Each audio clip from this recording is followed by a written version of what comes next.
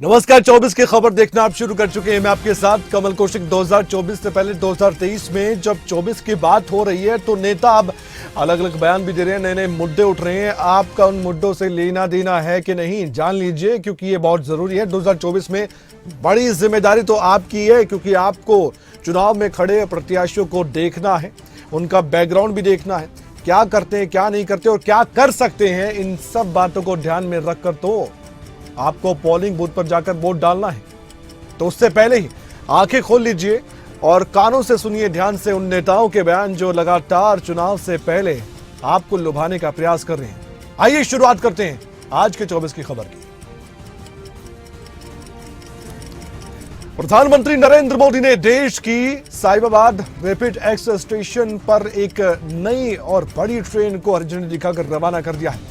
Delhi Ghaziabad Meerut RRTS corridor की सौगात दे चुके हैं प्रधानमंत्री नरेंद्र मोदी। उन्होंने साहिबाबाद से दुआई डिपो के बीच चलने वाली पहली रैपिड एक्स ट्रेन को हरी झंडी दिखाई और इस तरह देश में पहली रीजनल रैपिड ट्रांजिट सिस्टम की शुरुआत हो चुकी है। सुनिए पीएम मोदी ने इस दौरान क्या उपलब्धि गिनवाई। दो पहले मुझे इस अति आधुनिक ट्रेन से यात्रा का भी अनुभव मिला है। मैंने तो बचपन रेलवे प्लेटफॉर्म पर बिताया है और आज रेलवे का ये नया रूप मुझे गाजियाबाद में दिल्ली गाजियाबाद मेरठ RRTS कॉरिडोर का मुख्यमंत्री योगी आदित्यनाथ ने उद्घाटन किया है और इस मौके पर उत्तर प्रदेश के मुख्यमंत्री योगी आदित्यनाथ ने यह भी कहा कि हमने 150 किलोमीटर तक रैपिड रेल की यात्रा खुद भी की है और ये सेवा दिल्ली से मेरठ की दूरी को बहुत कम कर सकती है। और इससे पहले मेरठ को 12 लेन के एक्सप्रेस वे हाईवे के साथ जोड़ा जा चुका था और अब रैपिड रेल के प्रारंभ होने के साथ ही दिल्ली मेरठ के बीच की दूरी बेहद कम हो गई। 150 किलोमीटर तक हम लोगों ने इस यात्रा में भी आदरणीय प्रधानमंत्री जी के नेतृत्व में, उनके मार्गदर्शन में इसकी यात्रा स्वयं भी की। दिल्ली से मेरठ की दूरी को कम कर देगी यह सेवा। इससे पहले मेरठ को 12 लेन के एक्सप्रेस हाईवे के साथ जोड़ा जा चुका था और 12 लेन का 12 लेन का एक्सप्रेस हाईवे। लेकिन बात यहां पर बीजेपी के बाद कांग्रेस पार्टी की भी कर लेते हैं। तेलंगाना में और बाकी राज्यों में चुनाव भी हैं, तो ऐसे में तेलंगाना में खूब मेहनत कर रहे हैं राहुल गांधी। यहां पर जगतियाल में जनता को संबोधित करते हुए कांग्रेस सांसद राहुल गांधी ने इमोशनल कार्ड खेल दिया। उन्होंने कहा कि मैं बीजेपी के खिलाफ लड़ता हूं, मेरे खिलाफ 24 से 25 मामले दर्ज हैं, मेरी लोकसभा सदस्यता भी निलंबित कर दी गई थी। क्या कुछ कहा राहुल गांधी ने, आइए उनकी जुबानी एक बार सुनवाते हैं। 2024 से पहले उनका टारगेट क्या है। आप देखिए, मैं बीजेपी से लड़ता हूं, मेरे ऊपर 24-25 केस है। मेरी लोकसभा की मेंबरशिप रद्द कर दी, मेरा घर छीन लिया। जब वो मेरा घर ले रहे थे मुझे अच्छा लगा, मैंने खुशी से घर दे दिया। ले आओ अपना घर, ले जाओ इसको उठा के।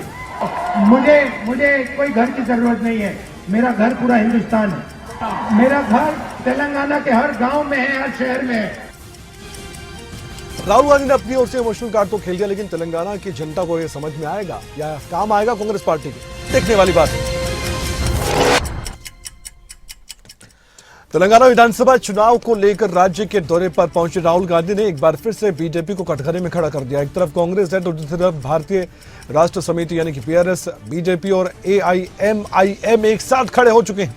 ये लोग एक दूसरे की मदद करते हैं। कांग्रेस सांसद राहुल गांधी ने यह तो कह दिया कि जहां भी हम चुनाव लड़ते हैं, महाराष्ट्र, राजस्थान हो या फिर असम हो, वहां पर बीजेपी की मदद करने के लिए AIMIM अपने उम्मीदवारों को वहां पर खड़े कर देता है। जहां भी हम चुनाव लड़ते हैं, महाराष्ट्र हो, राजस्थान हो, असम हो, वहां पे बीजेपी की मदद करने के लिए MIM अपने कैंडिडेट खड़े कर देती है। तो भाइयों और बहनों, ये तीनों मिले हुए हैं और इनका लक्ष्य आपका जो धन है आपसे छीनने का है। तो अब किसका टारगेट क्या है और किसका लक्ष्य क्या है, ये तो जनता साफ तौर पर देख पा रही है। लेकिन अब चुनाव तो करना ही है और चुनाव का नतीजा सबका दूध का दूध, पानी का पानी कर देगा। लेकिन 5 राज्यों के चुनाव से अलग अगर हरियाणा की बात करें तो ऐसा राज्य है जिस पर सबकी निगाह टिकी होती है, खासकर बीजेपी, कांग्रेस और रीजनल पार्टियां भी हैं। ऐसे में हर कार्यक्रम चुनावी कार्यक्रम के तौर पर देखा जा रहा है। केंद्रीय गृह मंत्री अमित शाह 2 नवंबर को हरियाणा आ रहे हैं। ये जानकारी मुख्यमंत्री मनोहर लाल ने खुद अपनी जुबानी दी है। बताया जा रहा है कि हरियाणा सरकार 2 नवंबर को करनाल में अंत्योदय सम्मेलन आयोजित करने जा रही है। सरकार की ओर से अलग अलग योजनाओं के लाभार्थियों का सम्मान भी किया जाना है। नवंबर को हरियाणा दिवस है। 1 नवंबर का तो समय नहीं मिल पाया, लेकिन अमित शाह जी हमारे जो केंद्रीय गृह मंत्री हैं 2 तारीख को करनाल में और एक अंत्योदय सम्मेलन हम करेंगे, ताकि समाज के जो हरियाणा प्रदेश के द्वारा सम्मानित किए गए ऐसे जो लोग हैं, गरीब हैं, चाहे वो आयुष्मान भारत के हैं, चाहे वो पेंशन के हैं, चाहे वो अन्य प्रकार की जितनी सुविधाएं दी जाती हैं, ऐसे सब बेनिफिशरीज का एक बड़ा सम्मेलन और वो करनाल में किया जाएगा। केंद्रीय गृह मंत्री अमित शाह की बात हो रही है तो आपकी जानकारी के लिए बता दें, इस समय व्यस्त हैं चुनाव प्रचार में। कह दिया गया कि कांग्रेस शासन के दौरान नक्सलवाद बढ़ा है, जबकि बीजेपी ने नक्सलवाद से होने वाली हिंसा को 70% तक कम करने का काम किया था। छत्तीसगढ़ में मुद्दा एक बड़ा मुद्दा है। कांग्रेस पर निशाना साधते हुए कहा गया कि कांग्रेस ने आदिवासियों के विकास के लिए कुछ भी नहीं किया। क्षेत्र बस्तर का हमारा आदिवासी भाइयों बहनों से भरा हुआ है। कांग्रेस ने कभी आदिवासियों के कल्याण के लिए काम नहीं किया। सिर्फ वोट लिए, वादे किए, वादे पूरे नहीं करे। आजादी के बाद पहली बार ये ओडिशा के संथाल परगना की गरीब घर की बेटी द्रौपदी। तो क्या अमित शाह सच बोल रहे हैं या झूठ? सवाल जवाब छत्तीसगढ़ के मुख्यमंत्री के पास। भूपेश बघेल को लगता है कि ये सब झूठ बोल रहे हैं। डबल इंजन की सरकार में नक्सली बढ़ते गए, ये भूपेश बघेल कह रहे हैं। हमारी सरकार आई तब हमने सबका विश्वास जीता और सभी वर्गों से बातचीत भी की। इसके बाद जो रणनीति बनाई उससे आज नक्सली पीछे हट गए। सुनिए बयान। ये लगातार झूठ बोल रहे हैं। जिस प्रकार से धान खरीदने करके झूठ बोले ना, उसी प्रकार से नक्सली के बारे में। डबल इंजन की सरकार थी लेकिन नक्सली बढ़ते गया। हम लोगों की सरकार आई और हम लोगों ने सबका विश्वास जीतने की कोशिश की। सभी वर्गों से बात की, यहाँ के आदिवासी, यहाँ परंपरागत निवासी, व्यापारी, पत्रकार, सबसे बात की, नौजवानों से बात की और उसके बाद जो रणनीति बनाए। नक्सलवाद का मुद्दा छत्तीसगढ़ में हमेशा से उठता आया है, चाहे सरकार किसी की भी रही हो। इस बार भी ये मुद्दा नेताओं की जुबान से निकलता हुआ नजर आ रहा है। अब छत्तीसगढ़ विधानसभा चुनाव पर केंद्रीय मंत्री अर्जुन मुंडा ने भी बयान दे दिया। कह दिया कि पिछले 5 सालों में जिस प्रकार की दुर्गति इस प्रदेश की हुई है उसको लेकर जनता बहुत ज्यादा दुखी है। इस बार के विधानसभा चुनाव में बीजेपी की जीत का दावा भी ठोका गया। सुनिए किन बातों के जरिए क्या कुछ कहा गया। छत्तीसगढ़ का संपूर्ण विकास के उद्देश्य को लेकर भारतीय जनता पार्टी के नेतृत्व में काफ़ी काम हुए, लेकिन पिछले 5 सालों में जिस तरीके की दुर्गति इस प्रदेश में हुआ उसको लेकर जनता मर्माहत है, दुखी है। और इस बार आसन्न विधानसभा चुनाव में भारतीय जनता पार्टी पूर्ण बहुमत से जीतेगी। जनता का आशीर्वाद भारतीय जनता पार्टी को मिलेगा। पूर्ण बहुमत पर सरकार बनेगी छत्तीसगढ़ का। छत्तीसगढ़ में केंद्रीय मंत्रियों की ड्यूटी लगाई गई है। केंद्रीय मंत्री अनुराग ठाकुर भी चाहते हैं कि उनकी जो पार्टी है वो सत्ता में आ जाए देश भर में। उन्होंने कहा कि कहीं भी अगर देखा जाए तो सबसे भ्रष्ट सरकार है तो छत्तीसगढ़ में है। ये खाऊ सरकार है। दिल्ली में बैठे अपने नेताओं के लिए ये एटीएम बन गई है। और जो देश भर में अगर सबसे भ्रष्ट सरकार कहीं पर कही जाए तो छत्तीसगढ़ में है। ये खाऊ सरकार जो एक दिल्ली के अपने नेताओं के लिए एटीएम बन गई है। और यहाँ तो कहा जाता है छत्तीसगढ़ में भूपे करो, और ये भूपे करो का साफ मतलब है कि ऑल टाइम मनी अगर कांग्रेस को जाता है तो छत्तीसगढ़ से, वो यहाँ के भ्रष्टाचार से, चाहे वो खनन माफिया हो, शराब माफिया हो, तबादला माफिया हो, ये माफियों की सरकार से मुक्ति पाना चाहती है छत्तीसगढ़ की।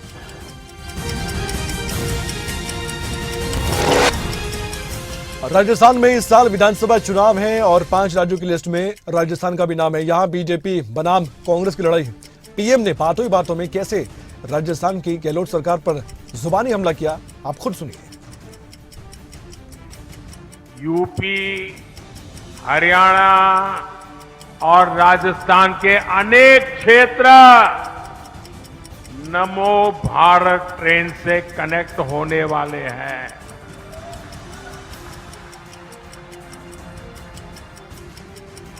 अब मैंने राजस्थान बोल दिया तो अशोक गहलोत जी की नींद खराब हो जाएगी।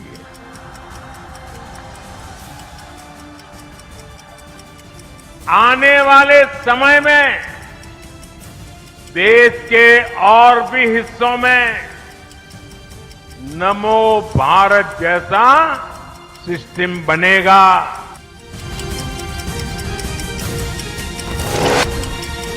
और वहीं मुख्यमंत्री अशोक गहलोत ने कह दिया कि हम प्रधानमंत्री जी से देश में सामाजिक सुरक्षा का अधिकार लागू करने की मांग करते हैं। सभी परिवारों का भरण पोषण करने के लिए सरकार की जरूरत भी है कि वो लोगों की बातों को सुने। उन्होंने ये भी कह दिया कि आप विश्व गुरु बनने की और आगे बढ़ने की बात करते हैं, ये केवल नागरिकों को सामाजिक सुरक्षा प्रदान करके ही संभव हो सकता है। हम 1 करोड़ लोगों को पेंशन दे रहे हैं, मिनिमम पेंशन कर दी है 1000 रुपये कर दी है। इसका मतलब पति पत्नी को पेंशन मिलती है तो उस परिवार में 2000 रुपये प्रति माह आ रहा है, पेंशन का आ रहा है। बता दें कितने राज्य में आता देश के अंदर। हम मांग करते प्रधानमंत्री से पूरे मुल्क के अंदर आप राइट टू सोशल सिक्योरिटी लागू करो। सब परिवार का भरण पोषण की जिम्मेदारी सरकार की होती है, जो जरूरत होती है उसको। दुनिया के मुल्कों में है, आप विश्व गुरु बनने की बातें करते हो। राजस्थान के दौसा में कांग्रेस नेता प्रियंका गांधी ने चुनावी रैली को संबोधित करते हुए केंद्र की मोदी सरकार पर सियासी निशाना साध दिया। प्रियंका गांधी ने कह दिया कि मोदी सरकार ने सब उद्योगपतियों को बेच दिया है। प्रियंका गांधी ने यह भी कहा कि जो नेता सचमुच जनता का भला चाहते हैं वो सिर्फ अपने मान सम्मान और घमंड को नहीं देखते। नेता जो हैं वो सबसे पहले अपने अहंकार को, अपने मान सम्मान को बढ़ाने के लिए अपने लिए काम कर रहे हैं और अपने उद्योगपति मित्रों के लिए काम कर रहे हैं। आप सोचिए, जब देश के प्रधानमंत्री 8-8 हजार करोड़ के हवाई जहाज खरीद रहे हैं और वही प्रधानमंत्री कहते हैं कि किसानों का कर्ज माफ करने के लिए पैसे नहीं है। 27,000 करोड़ की इमारतें बनी जा रही हैं। वही कहते हैं। राजस्थान के चुनावी रण में जेजेपी भी कूद पड़ी है। चुनावी मैदान में जहां एक तरफ जेजेपी की नेता खूब मेहनत कर रहे हैं, लेकिन दुष्यंत चौटाला एक कदम आगे बढ़कर रोड शो कर रहे, लोगों के बीच जा रहे, राजस्थान के लोगों को समझा रहे हैं कि हमसे बेहतर कौन हो सकता है। कांग्रेस और बीजेपी चुनावी मैदान में तो पहले से उतर रहे हैं, लेकिन जेजेपी अपना प्रभाव चाहती है और वो जानती है कि किस्मत आजमाना है तो राजस्थान में आजमाना है, क्योंकि यहाँ पर जेजेपी अपना प्रभाव मानती है। इसी के चलते अब दुष्यंत चौटाला ने बयान भी दे दिया कि 25 से 30 सीट तो हम जरूर लड़ेंगे।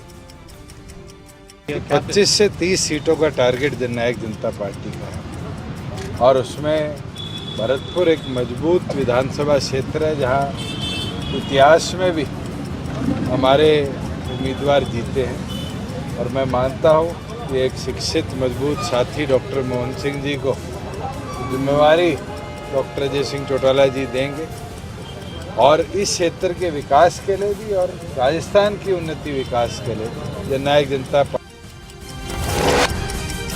हरियाणा के उप मुख्यमंत्री दुष्यंत चौटाला ने राजस्थान में यह भी कहा है कि मौजूदा कांग्रेस प्रदेश सरकार की नाकामियों की वजह से राजस्थान में गुंडागर्दी, पेपर लीक मामले, गैंग, खनन माफियाओं का बोलबाला है और साथ ही ऐसे माहौल में प्रदेश की जनता बहुत ज्यादा परेशान है। उन्होंने ये तक कह दिया कि जनता चुनाव में इसका जवाब वोट की चोट से देगी। देखिए, आज प्राथमिकता प्राइमरी तौर पर तो हरियाणा की तरह पर यहाँ भी युवाओं के रोजगार के लिए 75% लाना है, महिला सुरक्षा है, ये जो पेपर लीक, माइनिंग माफिया, यहाँ चल रहा है गैंग वॉर जिस तरह बढ़ा है, इसको पूरी तौर पर समाप्त करना है। और राजस्थान के अंदर कैसे समृद्धि लाई जाए, कैसे हरियाणा की तर्ज पर किसान को एमएसपी पर फसलें खरीद की व्यवस्था दी जाए, फसल मुआवजा जो है यहाँ 1 रुपया नहीं बनता, उसको हरियाणा के बराबर ला। मध्य प्रदेश में आगामी विधानसभा चुनाव को लेकर उत्तर प्रदेश की एक बड़ी पार्टी समाजवादी पार्टी भी अब अपनी किस्मत को आजमाने के लिए तैयारी कर चुकी है। अखिलेश यादव ने एक प्लान बनाया। वो प्लान ये है कि जहां जहां संगठन समाजवादी पार्टी का मध्य प्रदेश में मजबूत है, वहां वहां बीजेपी को टक्कर दी जाएगी। समाजवादी पार्टी वहीं पर अपने प्रत्याशियों को चुनावी मैदान में उतारने जा रही है। जिस समय कांग्रेस को समर्थन की जरूरत थी, उसमें सबसे पहले समाजवादी पार्टी के विधायक ने समर्थन किया था और सरकार बनी थी। हम बीजेपी के खिलाफ हैं और जिस समय भी कांग्रेस के नेताओं से बात हुई, उस समय मैंने कहा कि हम बीजेपी को हराना चाहते हैं, जो हमसे सहयोग लेना चाहो ले लो। और उस समय उन्होंने बैठक करके रात में 1 बजे बैठ करके, जिसमें हमारी पार्टी के एमएलसी रहे श्याम सुंदर जी, विधायक रहे दीपक, हमारे प्रदेश के अध्यक्ष।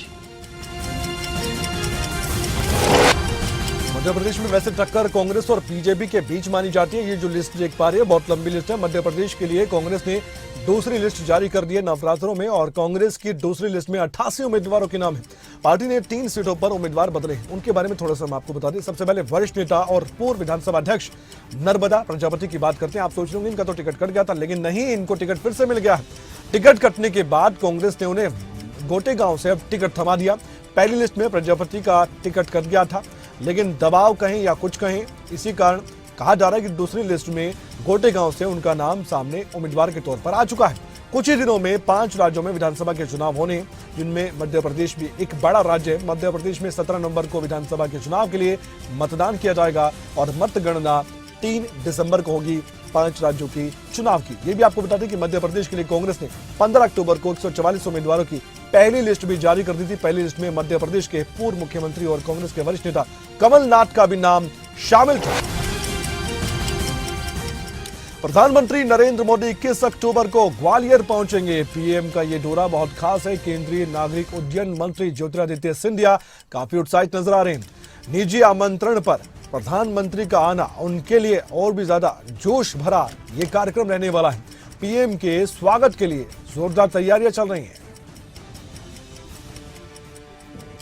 तो मैं कृतज्ञ हूं प्रधानमंत्री नरेंद्र मोदी जी का। उन्होंने अपने व्यस्ततम समय से समय निकालकर जो 125वीं वर्षगांठ हमारी सिंधिया स्कूल की है, 1897 में जो शिक्षा की संस्थान मेरे पूर्वज माधव महाराज प्रथम के द्वारा स्थापित की गई थी, देश में योग्य जनसेवक प्रशासनिक अफसरों को। मध्य प्रदेश बीजेपी के अध्यक्ष बीडी शर्मा ने कांग्रेस की सूची पर निशाना साध दिया और ये कह दिया कि कांग्रेस की लिस्ट में 140 ऐसे उम्मीदवार हैं जिन पर आपराधिक मामले दर्ज हैं। आदतन अपराधी जिनके ऊपर इनाम जारी है, ऐसे लोगों को उम्मीदवार बनाने पर सवाल बीजेपी ने उठा दिया। परिवारवाद की गारंटी इस टिकट में दिखाई देती है, ये तक तंज कसा गया। कांग्रेस की लिस्ट केवल और केवल जो कांग्रेस का मूल चरित्र है अपराधीकरण का, इस लिस्ट में 140 लोग ऐसे हैं जो अपराधों की श्रेणी में जिनके ऊपर पंजीबद्ध हैं, रिकॉर्डेड आदतन अपराधी जिनके ऊपर इनाम जारी है, ऐसे लोगों को प्रत्याशी बनाया है। तो परिवारवाद की गारंटी इस टिकट में दिखाई देती है कि परिवारों तक सीमित रह गए और कमलनाथ के बेटे CWC से ऊपर हो गए नकुलनाथ। कमलनाथ कहते हैं कि छिंदवाड़ा के टिकट नकुलनाथ तय करेंगे। ये कांग्रेस के हालात हैं। कांग्रेस बुरी तरह से ध्वस्त हो गई है। सिर्फ पटेल चाहे दिग्विजय सिंह हो। टीएमसी सांसद महुआ मोइत्रा का नाम इस समय चर्चाओं में चल रहा है, क्योंकि उन पर एक गंभीर आरोप लगा था। हालांकि महुआ मोइत्रा ने जवाब दिया, लेकिन अभी तक सत्ता पक्ष की तरफ से लगातार टीएमसी को घेरा जा रहा है। टीएमसी की सांसद महुआ मोइत्रा के खिलाफ कैश फॉर क्वेरी के आरोप पर केंद्रीय मंत्री धर्मेंद्र प्रधान का भी बयान सामने आ गया। उन्होंने कह दिया कि संसदीय प्रक्रिया में रिश्वतखोरी के लिए कोई भी जगह नहीं है। यह मामला लोकसभा आचार समिति के समक्ष है और जो अपना काम भी करे। 2024 से पहले टीएमसी को घेरने का ये मौका बीजेपी के पास है, इसलिए लगातार पश्चिम बंगाल में ये मुद्दा छाया हुआ है।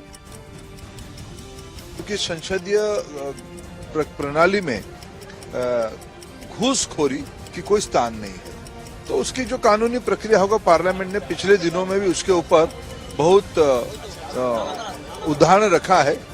वो सारा विषय पहले एथिक्स कमेटी के सामने पूरा स्पष्ट हो। एथिक्स कमेटी एक योग्य कमेटी है, लोकसभा के अध्यक्ष जी ने उसको काम दिया है। साल 2024 में हरियाणा में खिलाड़ियों का मुद्दा क्या बड़ा मुद्दा बनने वाला। स्पोर्ट्स पॉलिसी की बात होती है और कांग्रेस कई बार इसमें कमियां निकालते हैं, लेकिन हरियाणा सरकार का साफ कहना है कि जैसे हमारी पॉलिसी पूरे देश में दिखा तो दो।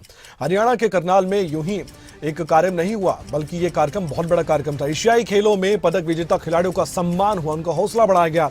हरियाणा के खिलाड़ियों के लिए बड़े बड़े इनामों की घोषणा की गई है और ये सब कुछ हरियाणा के मुख्यमंत्री मनोहर लाल ने खुद अपनी जुबानी कहा भी है, बताया भी है। ये कार्यक्रम आयोजित भी करवाया है, धाकड़ बताया हमारे पहलवानों को। आज जितने भी खिलाड़ी, उनकी संख्या जैसे मैंने बताया कि हमारे पार्टिसिपेंट्स 80 के आसपास हमारे पार्टिसिपेंट्स खेलों में गए हैं कुल मिलाकर के इस खेल के अंदर, और उसमें से कुल 30 मेडल, जिसके अंदर 44 खिलाड़ी मेडलिस्ट हुए, क्योंकि टीम मेडल में भी थे। हरियाणा में लोकसभा चुनाव से पहले एसवाल का मुद्दा एक बार फिर से छाया हुआ है। लगातार सतलुज यमुना लिंक नहर पर बयान सामने आ रहे। सुप्रीम कोर्ट की सख्ती के बाद हरियाणा सरकार के हौसले बुलंदियों पर है और सीधा सीधा पंजाब सरकार से सवाल पूछा जा रहा है, बताइए नहर का निर्माण कब करवाएंगे, क्योंकि बात अभी पानी की नहीं है, नहर का निर्माण करवाने की भी है। सवाल मुख्यमंत्री मनोहर लाल भी पूछ रहे हैं पंजाब सरकार से। अब चूंकि सुप्रीम कोर्ट में है, इसलिए अब इस विषय पर कहीं अलग से चर्चा करने का कोई बहुत बड़ा अर्थ नहीं है। सुप्रीम कोर्ट ठीक डायरेक्शन में अपना काम कर रहा है। उन्होंने एक फैसला दे चुके हैं कि हरियाणा के लिए एसवाइल बननी चाहिए। अब पंजाब का एक हमेशा एक प्रकार का आपत्ति रहती है कि हमारे पास पानी कम है, हम पानी नहीं दे पाएंगे। इस बार सुप्रीम कोर्ट ने क्लियर कर दिया है कि हम पानी के बारे में तो कुछ कह ही नहीं रहे हैं। पानी तो जो ट्रिब्यूनल होते हैं वो रेगुलर टाइम्स के ऊपर बनते हैं और उसका निर्णय करते हैं कि कितना पानी किसको मिलेगा। लेकिन एक कैरियर ऑफ वाटर, जैसे चाहे पावर डिपार्टमेंट हो चाहे वाटर का मसला हो, हमेशा ये जो छत्तीसगढ़ विधानसभा चुनाव के लिए भारतीय जनता पार्टी ने गुरुवार को स्टार प्रचारकों की लिस्ट जारी की थी और इस लिस्ट में प्रधानमंत्री नरेंद्र मोदी का नाम टॉप पर था। बीजेपी अध्यक्ष जेपी नड्डा के अलावा रक्षा मंत्री राजनाथ सिंह का भी नाम था। 40 कुल मिलाकर नेताओं के नाम इसमें शामिल थे। लेकिन अब मिजोरम विधानसभा चुनाव के लिए भी भारतीय जनता पार्टी ने शुक्रवार को 40 स्टार प्रचारकों की एक बड़ी सूची जारी कर दी है। मिजोरम जाकर ये सभी के सभी नेता बीजेपी का प्रचार करते नजर आएंगे। ये चेहरा जेपी नड्डा का है, राजनाथ सिंह का चेहरा हमने आपको दिखाया, अमित शाह का नाम शामिल है और बड़ा नाम प्रधानमंत्री नरेंद्र मोदी का भी है। इस लिस्ट में प्रधानमंत्री नरेंद्र मोदी, केंद्रीय गृह मंत्री अमित शाह खासकर ऐसे नाम हैं जो कि मिजोरम जाकर एक बड़ा प्रचार प्रसार करते नजर आएंगे, वो भी बीजेपी के कैंडिडेट्स के लिए, क्योंकि मिजोरम भी एक महत्वपूर्ण राज्य है। ये वो स्टेट है जो कि एक ज्यादा माइलेज देगा बीजेपी को पॉलिटिकल तरीके से और आगे बढ़ने के लिए, क्योंकि मिजोरम भी कम नहीं आंका जा सकता। यहां पर कांग्रेस पार्टी ने पहले ही अपने बड़े बड़े नेताओं को जिम्मेदारी सौंपकर प्रचार करवाया है।